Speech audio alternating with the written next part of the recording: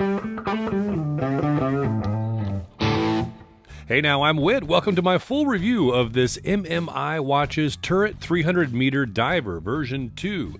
And as a matter of fact, if you want to see a more in-depth go around on this watch and its brother, the Turret Marine Chronograph, check out this full unboxing video here, and that'll give you a deeper dive into both of them. But for now, we're going to check out this one in a full review.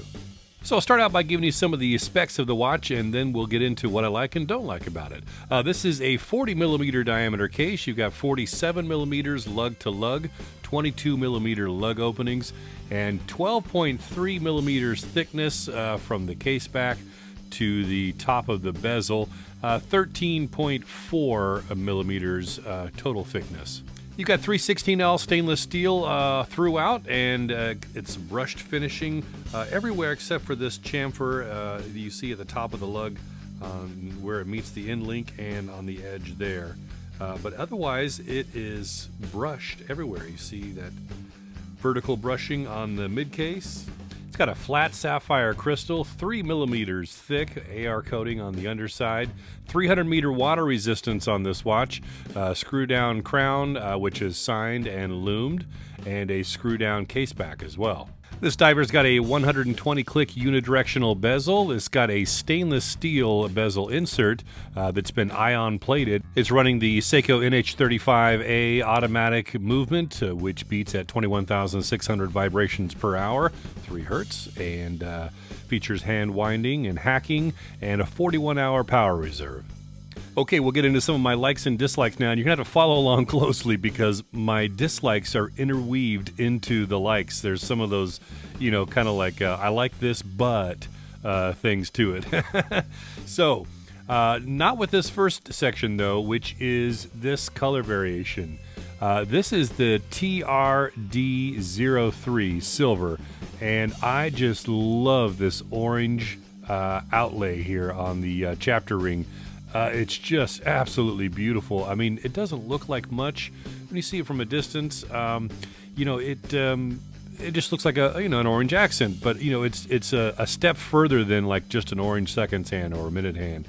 And I absolutely loved pairing it with this orange FKM strap. And it just became, I started wearing it, on that strap almost exclusively because I thought it tied in so nicely. And the silver brushing on the dial is just got a nice finesse to it, just a little bit of texture to make it not so plain. And another thing I love is this bezel. You see how thin the insert is? It just kind of makes the watch, not so... I don't know, overpowering. I mean, it's a bezel. You can still see the numbers, and it's nice and thin and gives it a little more sleek-looking design, I think. So some of the thinness comes from this silver ring that goes all the way around the edge between the insert and the crystal. And then you get a little bit of light play with that in combination with that beveled edge of the crystal as well. So very cool. I love how it's integrated into the case here. You see that?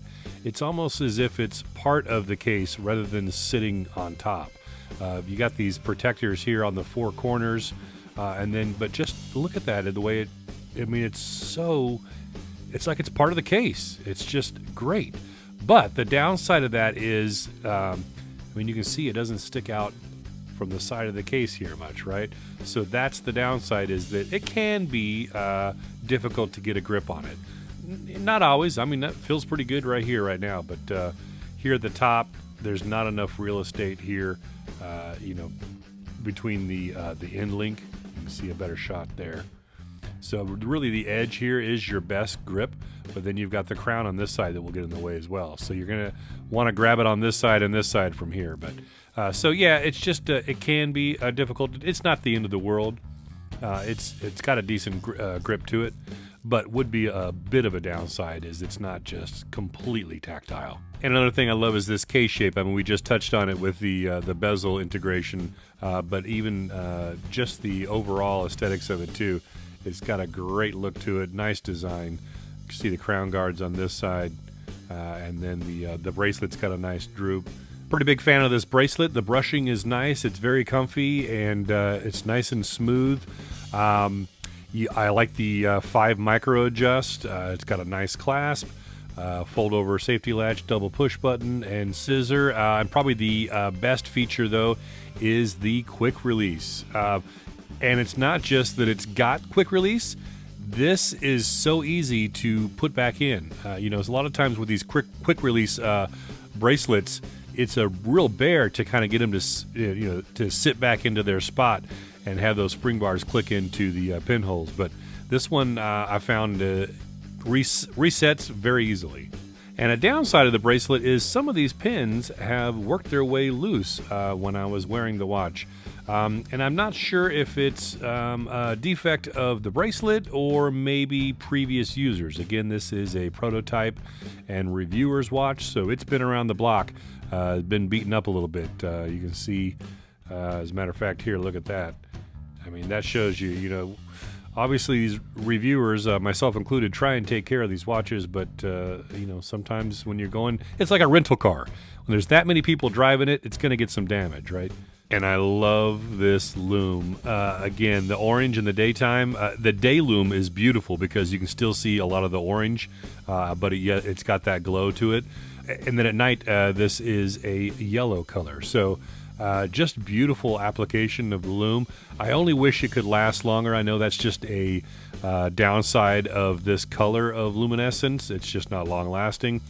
So it is what it is, But the C3 green on the indices and the bezel insert and the handset all looks great, nice and strong and long lasting. And it's cool to have the date complication have that orange color luminescence as well, which it's also orange in the daytime. So that's a nice touch. It's just that I wish the orange and yellow would last longer. But again, not a pitfall of MMI. It's just the nature of that colored lume. Another thing I like about this watch is the size, 40 millimeters by 47. I mean, that's going to look great on a lot of wrists, right? And it's just nice to see a diver that's not huge. So this has got an NH35A automatic movement in it, and that's just a nice standard workhorse movement, nothing to, really rave and write home about, right? But I will say, though, that this is one of the smoothest winding NH35s I've ever experienced. The pop out is very gentle, and then when you wind it, it's just super smooth. I mean, I if you blindfolded me and told me, here, just wind this, I would never guess it's an NH35. So I don't know if it's something to do with their crown and stem, but it's beautiful. And so kind of a bummer, this NH35, I clocked it over 24 days, and it came in at plus 16.8 seconds per day. A little fast for me for NH35, but well within tolerance. The tolerance is, I think, minus 20 to plus 40 seconds per day. So all in all, it's within range, but just in my experience with my own personal NH35s, that one's fast. And I love this rotodate display of the date complication. Just a non-traditional way to get the date on your watch, and it adds a little design flair to the overall dial, right? And I guess that kind of sums up a little bit of the acronym for MMI, which stands for Modernization, Modification, Innovation. So pretty cool. And one of my favorite features about this watch is the price. This was $288 when they let these loose. A lot of great specs and character for that price. So would I recommend this watch? Absolutely. I mean, this is just a great dive watch, 300-meter water resistant, and a little compact size. It's just a solid tank. I mean, maybe that's why it's called the turret. Well, it's actually designed after a USS warship. You can read more about that on their website. Click down below. But the bad news is these are currently sold out. We're waiting to see if there will be another round, maybe a version 3 coming out. I mean, it is a limited edition, only 100 pieces in each variant. So I can't say that they would just decide to go ahead and release more, because that goes against the numbered aspect of it. But again, maybe it's a version 3, some kind of a small change like they did with this version 2 versus the original. So follow their website down below to see if there's a chance that you can get your hands on one of these in the near future. And if you like this video, hit that thumbs up button and subscribe if you haven't already. And I'll catch you in the next video. I'm Whit, with so many watches, so little time and money.